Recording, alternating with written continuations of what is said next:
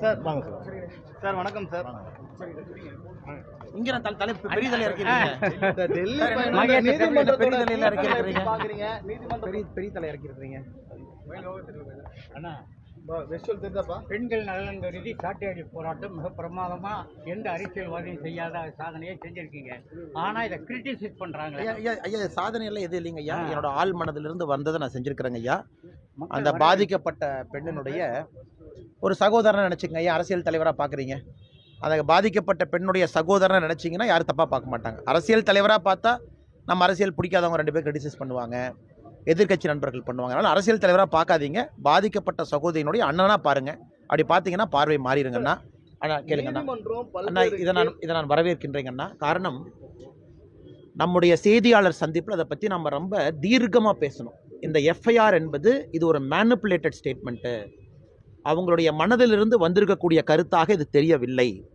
இதை படிக்கும் பொழுதே டிஸ்ஜாயிண்டடாக இருந்துச்சு. இன்றைக்கி அதே கருத்தை மாண்புமிகு உயர்நீதிமன்றத்தினுடைய நீதிபதிகள் அவங்க சொல்லியிருக்கிறாங்க. அன்னைக்கு நாம் சொன்னோம், இவ்வளோ கேர்லெஸ்ஸாக நீங்கள் பண்ணியிருக்கீங்களே அது ட்ரையலில் நிற்குமான்னு. அந்த கருத்தை இன்றைக்கி பதிவு செஞ்சுருக்கிறாங்க. மூன்றாவதாக ஒரு சாட்டையடி தீர்ப்பும் கொடுத்துருக்குறாங்க. அதாவது பாதிக்கப்பட்ட பெண்ணினுடைய personal details, name, father's name, ஊர் எல்லாமே அது ரிலீஸ் பண்ணதுக்கு உடனடியாக 25 லட்சம் ரூபாய் நஷ்டீடு கொடுங்க, பெண்ணுடைய கல்வியை வருகின்ற காலத்தில் கம்ப்ளீட்டாக எடுத்துக்கங்கன்னு சொல்லியிருக்காங்க. அதை தாண்டி இன்னொன்று வரவேற்கப்பட வேண்டிய விஷயம், எஸ்ஐடி கான்ஸ்டியூட் பண்ணியிருக்காங்க. 3 IPS officers, all women team. அதுவும் ஒரு பெரிய நல்ல ஒரு செயலாக நான் பார்க்கின்றேனுங்கன்னா, திங்கட்கிழமை அன்னைக்கு National Commission for Women All India fact finding team அவங்க ஒன்று டீம் வர்றாங்க. அதனால் இதெல்லாம் நடக்கும் பொழுது நிச்சயமாக உண்மையான குற்றவாளி யாராக இருந்தாலும் தப்பிக்க முடியாது. ஏன்னா நிறைய மர்மமான முடிச்சுகள் என்ன அவிழ்லதில்ல. அதே நேரத்தில் சென்னை போலீஸ் கமிஷனர் அவர்கள் சொல்லியிருக்கக்கூடிய கருத்துக்கு கூட உயர்நீதிமன்றம் சில இடத்துல தங்களுடைய கண்டனங்களை பதிவு செஞ்சுருக்கிறாங்க. ஸோ மொத்தத்தில் உயர்நீதிமன்றம் தாமாக முன்வந்து இந்த வழக்கை எடுத்து உடனடியாக, ஏதாவது 1 மாதம் கழிச்சு 2 மாதம் கழிச்சு இல்லைங்கன்னா, உடனடியாக சில முக்கியமான விஷயத்த சொல்லியிருக்கிறாங்க. அது இந்த வழக்கை கைடு பண்ணும் அப்படிங்கிற நம்பிக்கை இருக்குங்க.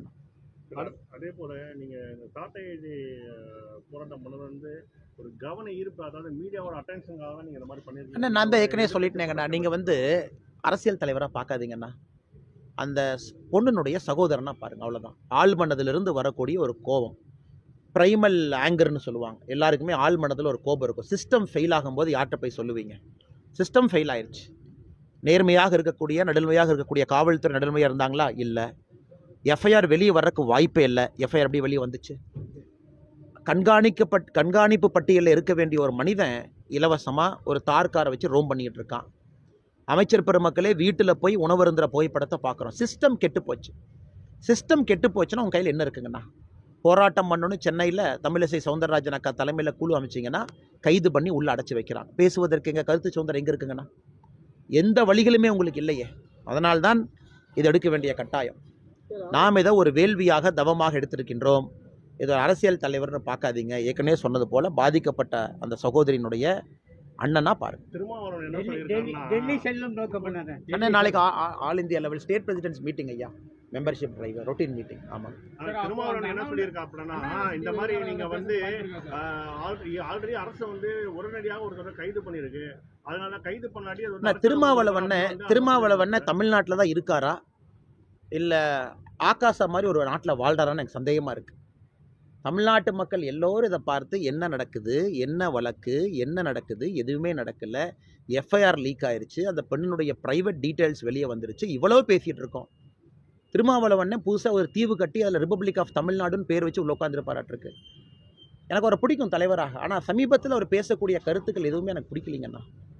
ஒரு நல்ல மனிதர், ஒரு கூட்டணியில் இருக்கக்கூடிய இந்த ஒரு செயலுக்காக அவர் பேசுகிறதெல்லாம் எப்படிங்க நான் ஏற்றுக்கிறது? ஒரு நல்ல அரசியல் தலைவரை இந்த அளவுக்கு திமுக கூட்டணியில் திமுக பேச வைக்கிறது நினைக்கும் போது எனக்கு கஷ்டமாக இருக்குது. அதனால் இது திருமாவளவன் தான் முதல்ல கிரிட்டிசைஸ் பண்ணியிருக்கிறோம். இந்த வழக்கு போகிற போக்கு, வழக்கில் நடைபெறக்கூடிய தவறுகள், உண்மையான குற்றவாளியை பிடிச்சிட்டாங்களா, முன்னுக்கு முரணாக யார் கருத்து சொல்கிறாங்கன்னா, ஹையர் எஜுகேஷன் மினிஸ்டருடைய கருத்தும் போலீஸ் கமிஷனுடைய கருத்தும் நேர் எதிராக இருக்குது. இதெல்லாம் திருமாவளவனே முதலாக வந்து கேட்கணும்னு எதிர்பார்த்தேன். ஆனால் இன்றைக்கி அண்ணன் வந்து திமுக அமைச்சர்கள் திமுகவுக்கு சப்போர்ட் பண்ணுறத விட இன்றைக்கி திருமாவளவனுடைய சப்போர்ட் அதிகமாக இருக்குது. அதான் எனக்கு அண்ணன் மேலே கோவம். ஒரு நல்ல தலைவர், மக்களுக்காக இருக்கணும்னு பாடுபடக்கூடிய தலைவர், நல்ல ஒரு வாழ்க்கை மக்களுக்காக வாழணும்னு நினைக்கக்கூடிய தலைவரை இந்த மாதிரி திமுக பேச வச்சுருக்கேன். சரி பார்ப்பாங்கண்ணா, நாளைக்கு மீட்டிங்கில் உள்துறை அமைச்சர் ஐயா இருப்பாங்கன்னா பேசுவதற்கான வாய்ப்பு எங்களுக்கு கிடைக்கும். கண்டிப்பாக ஒரு நோட் போட்டு நாங்கள் ப்ரீஃப் பண்ணியிருக்கோம் ஐயாவுக்கு. நம்ம கண்டிப்பாக அதை எடுத்துகிட்டு போவோங்கன்னா. அதே நேரத்தில் என் நேஷனல் கமிஷன் ஃபார் உமன் அவங்க எல்லாமே இதில் இறங்கியிருக்கிறாங்க. நிறைய அமைப்புகள் பார்த்துக்கிட்டு இருக்காங்க. உயர்நீதிமன்றம் நேரடி இறங்கியிருக்குங்கன்னா இன்றைக்கி உயர்நீதிமன்றத்தினுடைய தீர்ப்பு பெரிய மகிழ்ச்சியை கொடுத்துருக்கு. முதல் கட்டமாக எதுக்குன்னா, அந்த பெண்ணுக்கு ஒரு இடைக்கால நியாயம் கிடச்சிருக்கு. அது ஒரு ரொம்ப முக்கியங்கண்ணா அது. அதே நேரத்தில் 3 உமன் ஆஃபீஸர்ஸ் எஸ்ஐடி, அதனால் நியாயம் கிடைக்குங்கிற நம்பிக்கை. அதனால் பொறுத்திருந்து பார்ப்பங்கண்ணா. இது ஒரு மாதிரி அந்த தவறு பாதையிலிருந்து தடம் பிறண்டு செல்லும் பொழுது மறுபடியும் நாங்கள் இதை தாண்டி மேலே செல்ல வேண்டி வருங்கன்னா அப்போ போகிறோம். பாமக பொதுக்குழு கூட்டத்தில் வந்து பார்த்தீங்கன்னா இன்னைக்கு ஒருத்தரோட பதவி நியமிக்கிறது வந்து அன்புமணி ராமதாஸும் கருத்து வேறுபாடு அண்ணே, கருத்து வேறுபாடு இல்லைன்னா கருத்து பரிமாற்றம். கருத்து பரிமாற்றம் பார்ப்பாங்கண்ணா. சரி பார்ப்போம். நீங்கள் போடாமல் இருக்கிறீங்க, நீங்கள் போடாமல் இருக்கிறீங்க.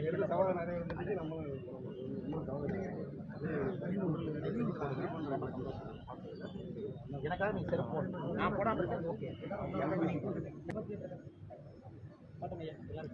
வாங்க.